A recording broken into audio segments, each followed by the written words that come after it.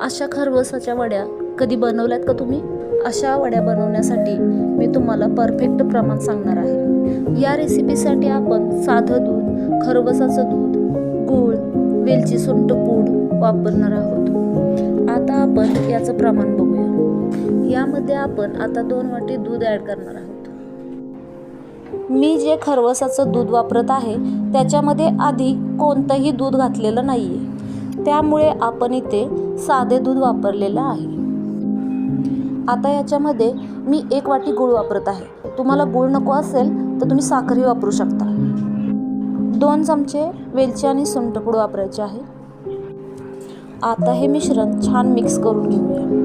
याच्यामध्ये जो गूळ टाकलेला आहे तो पूर्ण विरघळू द्या।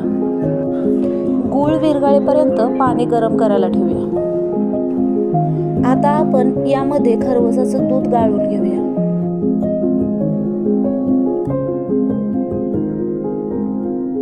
आता खरवस शिजायला ठेवूया।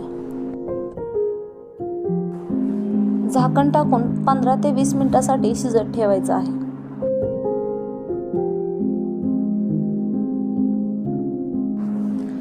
आता खरवस शिजला आहे का याची खात्री करून घेऊया। हे बघा, हाताला अजिबात चिकटत नाही, म्हणजे आपला खरवस तयार झालेला आहे। अर्धा ते 1 तासासाठी याला आपण फ्रीजमध्ये ठेवून देऊया।